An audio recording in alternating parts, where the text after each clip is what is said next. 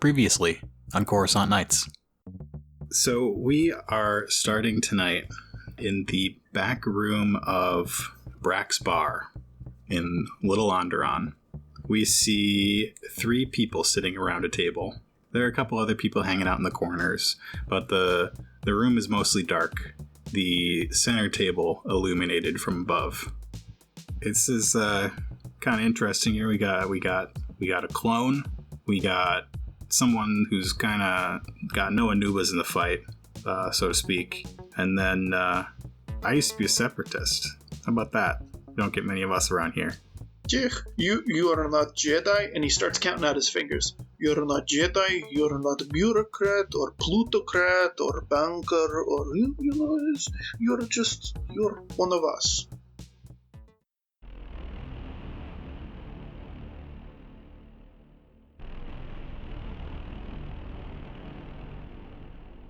Size matters not.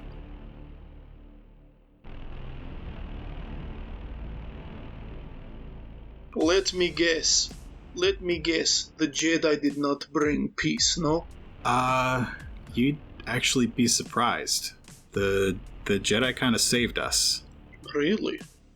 And Kaz will look over at Brock and signal for another round. Brock gives you a little finger gun and walks off to the front of the bar. Yeah, so we were doing our maneuvers and stuff. There was that planet is it's kind of like Mustafar. It's pretty hot, a lot of lava and stuff, and a lot of the battle happened under the surface. A lot of flying under the surface, which is, you know what, not easy. Tell you what, in all this action, there was a cave-in. And it was me and my 2 Sullustan brothers and this Jedi trapped underground in Celeste. And she helped us get out. It was a couple days down there. It was tough going. She had to cut through rock, believe it or not. And the 3 of us left the Separatists. We didn't really know what we were fighting for anymore. Things got pretty bad there for a while, and she was tired of the politics, the war, and I think she left too. Kaz sits there slowly nodding and like looking down kind of introspectively, and when you say that she left, his head totally jerks up. Bush. Yeah, Dice is kind of having a moment too where he looks confused and concerned, and he doesn't really know what to think about a Jedi leaving the Order. Well, maybe there is hope after all. Why would she leave, though? I mean, Battle of Celeste, the war was almost over. We had almost won. I mean, no offense to you or anything, being a former separatist and all, but we're almost there. We're going to be a unified galaxy again. That's what we want, right? Everybody to just get along? Yes, but who is making everyone get along? Who gets to decide what is, who gets to keep peace and whose peace are they keeping, though? Right, and it's a tough thing for me too. I mean, I was born for the war. What do I do when it's over? But again, I was born for it. This is my cause, and I should see it through, right? I tell you what, war is over. I introduce you to your other brothers, the Varad. You still in contact with them? All the friends I had that brought me to Coruscant, they all died. They had mission. I was not part of mission, but they did not come back from mission. So I am here on my own too. I need something to do. All I do at night, I go and at night I go and I'm, on call medic, paramedic. And then on the weekends I like to get I like to fight. Have you ever been down to that little rink in the back alley? 3 blocks down. You fight? Do not let my creaking joints and my beady little eyes discourage you. I will take you. Stature, really.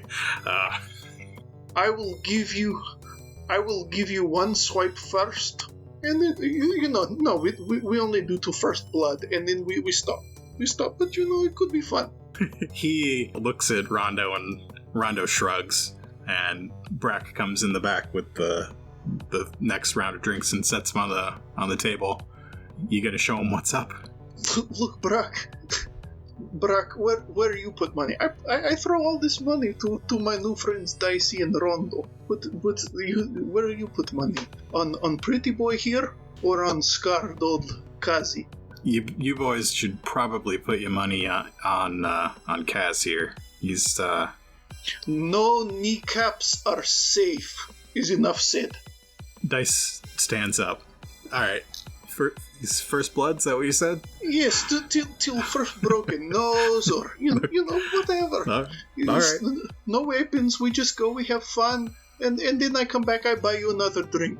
It's fun.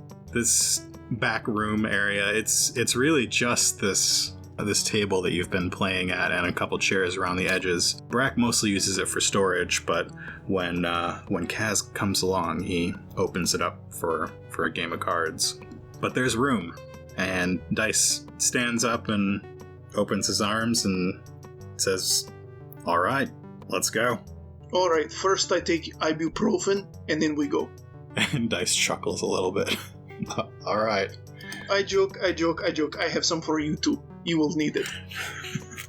Rondo and Brack talk off in the corner and put some credits on the table. I'm gonna give him first swipe. Okay. And so he just stands there kind of with his arms open wide, just chuckling gently to himself. Do you have anything to add to my roll? No, not yet. I might hold that in reserve. Okay. All right. So he takes a swing. He is punching downwards at Kaz. I think the first one maybe is a little light. He doesn't want to hurt the old guy. This has to be a joke, right? So he gives Kaz a little tap, which is going to be 3 strain, minus your soak. Do you know how many times I have dislocated that shoulder? You do not. And he just kind of smiles and chuckles. And then he kind of, you see he kind of rocks back on his right leg as if he's about to just absolutely catapult forward. So, do you want to add anything to this? I didn't actually expect this. Dice's adversary won. Okay, that's fine. I want to use anatomy lessons if I land this. Okay. Oh, wow. Out of all that, one he success. He was lucky there. Yeah. Yeah. But still, he does, with one success, 1, 3, takes 9 damage and it ignores soak. Wow. Wounds or strain? Straight to strain. He's not here to hurt the guy. Right, he's just here to be an absolutely silly. But I think you knock him off his feet. So what does that look like? You rock back on your feet and sort of catapult up at him?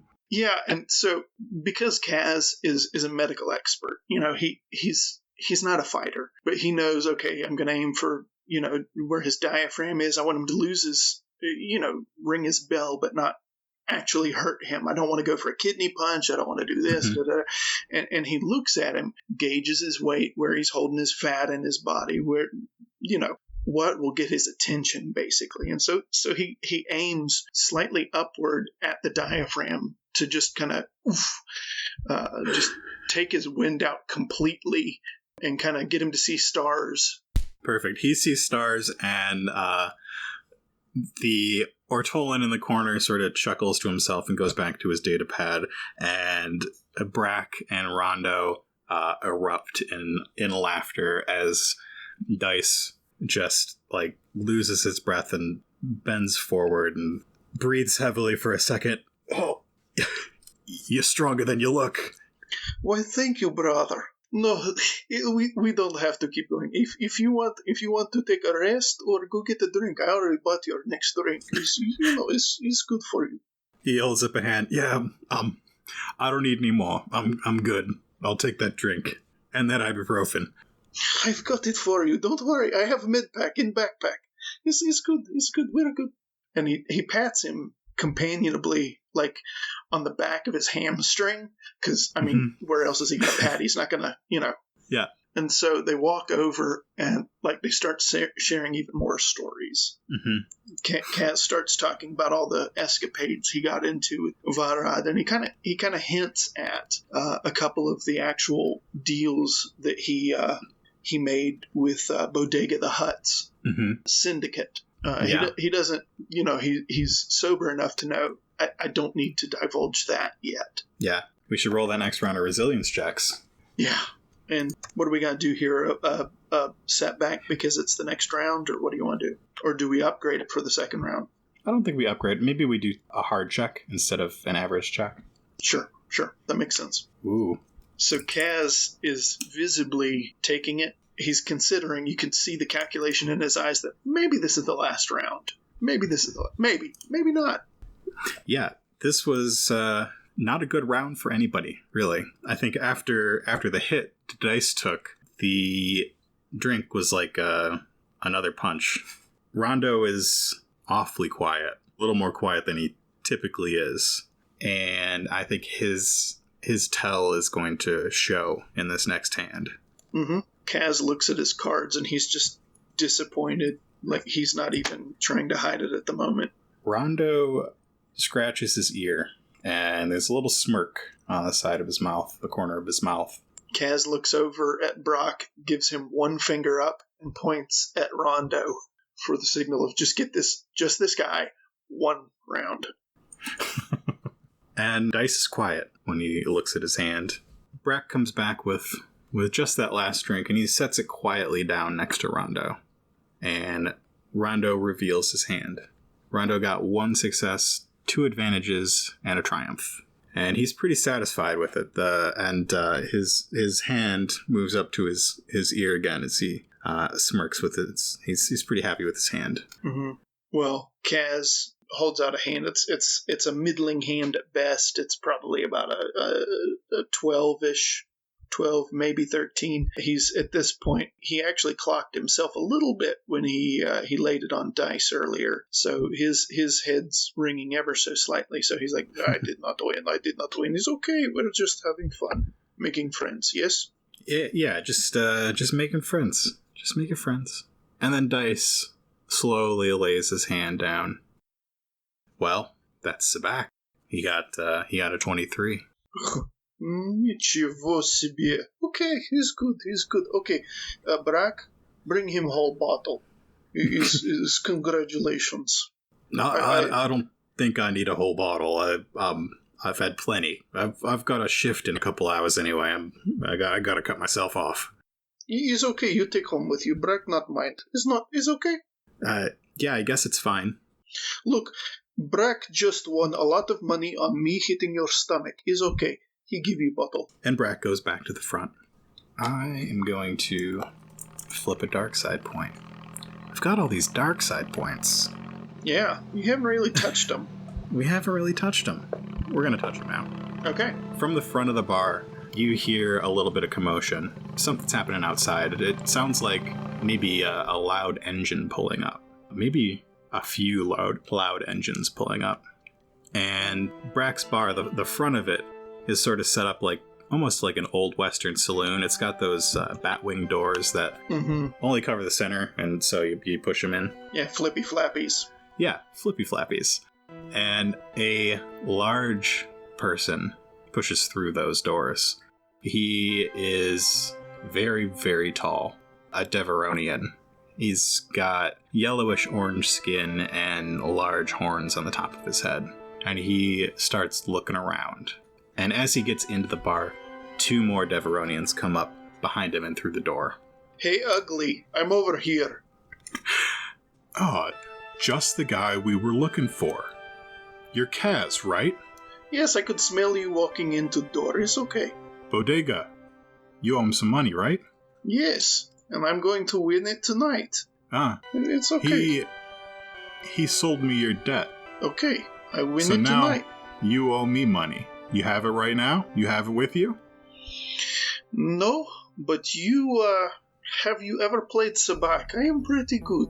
He looks to the guy to his left. He looks to the person to his right. Have I played Sabak? Yeah, of course I've played Sabak. I'm pretty good too.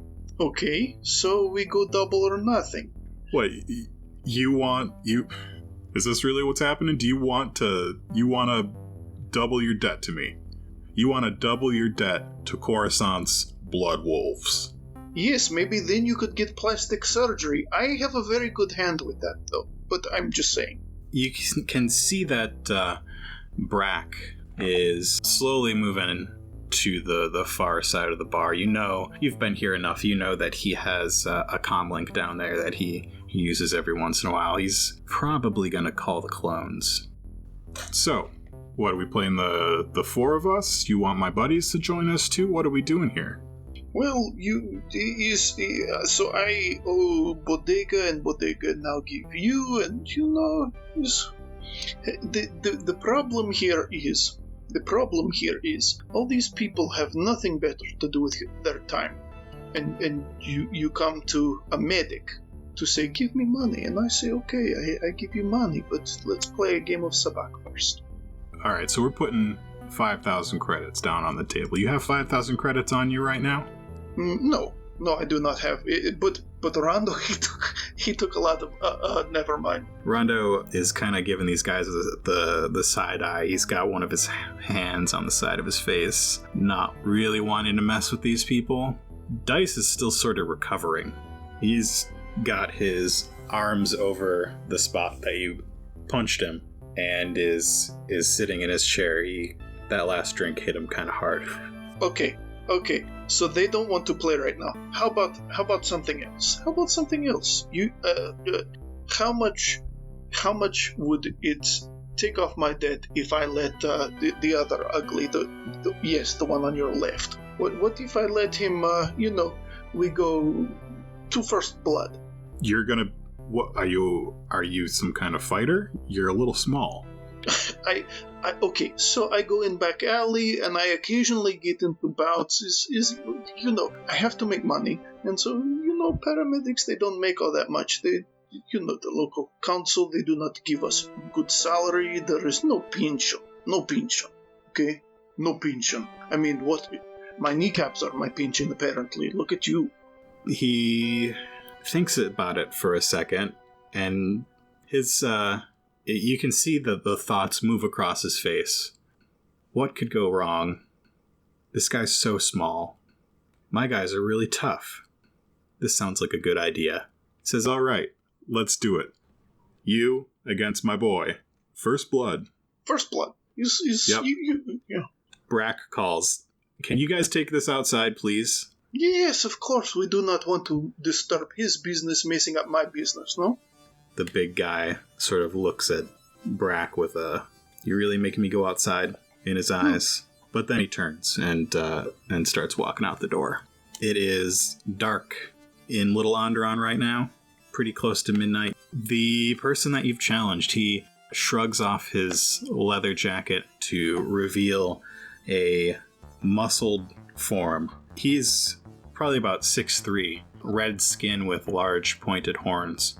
He has kind of dark mutton chop things, and as he takes his jacket off, he's got this like sleeveless tank top on with the Blood Wolf symbol on the chest of it. That is very good work. I like that work. You tell me who is doing that work after we're done, no? Sure. Okay. By the way, do you take 1,200 milligram of ibuprofen when you have back pain? I don't know. Should I? It's probably good for your size and your weight, and your metabolism is probably much better than mine, so probably 1,200. Okay. 1,200. I'll remember that. I'm sitting aside now for you, okay? Hey, no, I don't think I'm gonna need that. You're the one who's gonna need that, and you're gonna need a lot more.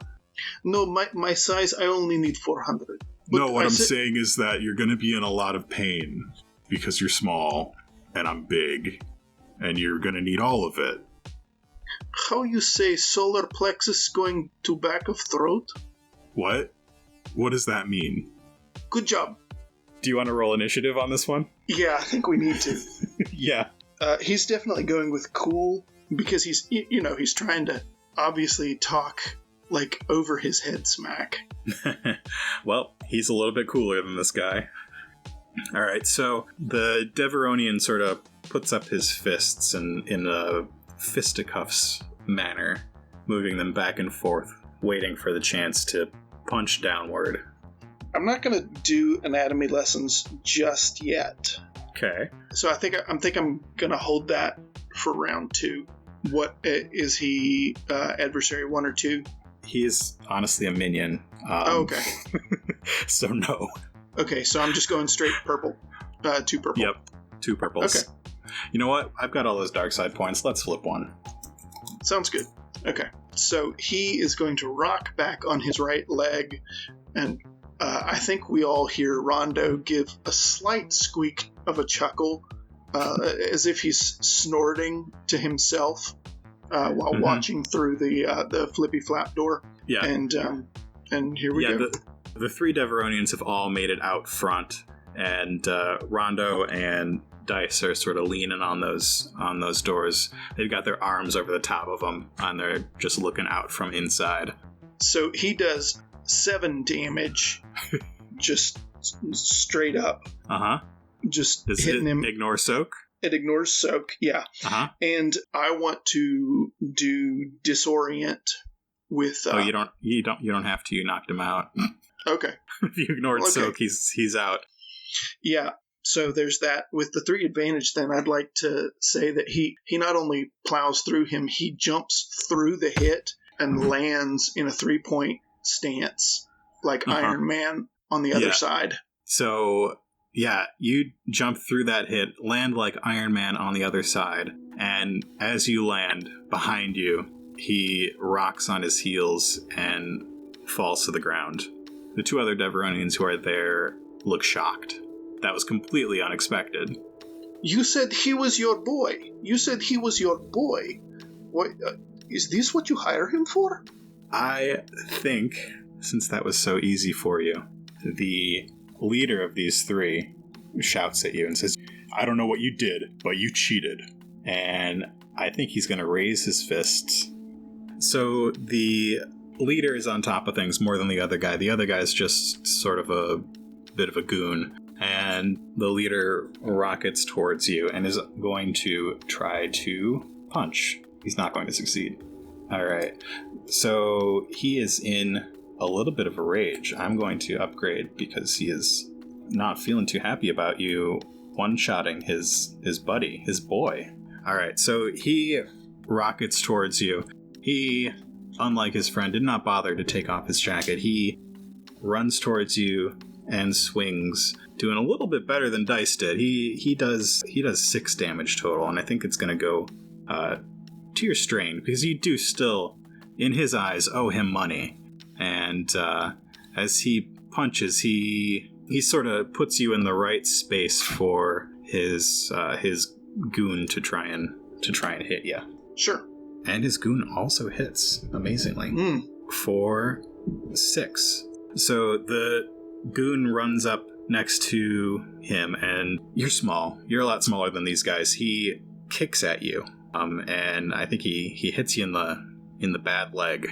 Yeah, that makes sense. The way he's positioned himself, the leader of the two remaining people, the leader, he is sort of at your side, and the goon is at your front. And they're both so close to you that it's going to be pretty easy for you to hit them. And you can have a boost on your next roll, because I'm feeling uncreative with that threat. Okay. You can hear Rondo and Dice cheering you on from inside. So, as Kaz is preparing and squaring himself off, he's looking over at the leader, and he says, "You know what the problem that the Separatists have? They open up too many fronts in their war. Why have multiple fronts? It's classic mistake for strategically minded individuals, no?" And so he's gonna go at the goon, and let's see. So there's a boost. Again, I'm not gonna use anatomy lessons yet. Okay. Dice calls, "Hey, do the thing you did to me." "Oh, you mean this?" And just rams his. He hiccups and then falls over. Yep. And that's just your successes on that one. That's gonna do it there. What do you want to do with that triumph? I think I want to upgrade his check against me next time. Okay, so you were very fast. You moved in faster than he could really notice, so his swing is going to be a little bit wild when he goes after you. Yeah, and I think it's also like the psychological factor of he's seen these guys take out guys twice my size. That's true, yeah. And so like the red veil is coming down in front of his eyes. And very distantly, your threat, you hear the sirens of the clone cruisers. Okay. So he is seeing red and punching through it. As his friend goes down, he kicks out towards you. That is 6. I think with that triumph, he is doing it less meaningfully, and that's going to go to your strain rather than your wounds. Yeah, and plus I still owe him money. You can't Yeah. you can't get money out of a corpse. Right. Kaz is going to look down at his leg. He says, I'm going to have to take 600 milligrams. You realize I have to up my dosage. That's not good for my kidneys or my liver. And he kind of just looks at the guy. He says, you will need maybe 1,400. Maybe more. And so he's going to just go full at him. I'm going to flip a light side because he's tired of this. He thinks he's proven his point twice now. And so he just feels the moment shifting. And he looks at the guy like, I have to teach you a lesson. That if you're going to get some money out of somebody, this is not the way to do it. He's seen violence and he's tired of violence. He only does the fighting because it pays the bills. It's because it's the way he gets by. He never fights to truly injure and truly, truly do something evil, because that's what he watched in the war, and he's tired of this stuff. So, with that, he is going to invoke his anatomy lessons, and he's just gonna try to knock the guy out. Does this guy have any ranks in adversary? Nope, he does not. Okay, so it's 3, 13 straight to strain, no soak. That'll do it. Tell me what happens. So Kaz knocks him out, just completely knocks him out, and then he takes the 3 guys, and he actually takes the time and gets Brack to bring out some water. He sets out the appropriate amount of ibuprofen next to each of them with a small glass of water, and he gets a little piece of paper and scratches out, I owe you 2,000 credits. Great. And kind of walks off at that point. Yeah. And I think Rondo and Dice are going to walk off with you. Rondo says, you two need a ride? Yes, please. I have to go set that man's broken limb. Is not easy work, and I have just wasted all this time. Yes, let's go. And Dice says, yeah, I gotta get uptown within the hour, so could use it. Yeah, sure, thanks. And the 3 of you walk towards Rondo's blue cab, which is right around the corner. You get in and take off into the Coruscant night sky. So the 3 of you take off into the sky, and Dice's location is a little bit closer. So Rondo heads up there first. And you get in pretty close. You can see the clone headquarters up ahead, and Dice feels sort of buzzing in his pocket, and he pulls out his portable comlink, and he pushes the button on the side, and a voice comes through, and it says, "The time has come. Execute Order 66. Thanks for listening to this episode of Coruscant Nights. Coruscant Nights is a production of Nightcast Creative. To find out more about us and our projects, visit nightcastcreative.com. Thanks to Paul for playing on these episodes. And last but not least, don't forget about Donate for Destiny. Influence our Destiny pool and make a difference in children's lives. Check out nightcastcreative.com/destiny for more info and a link to donate.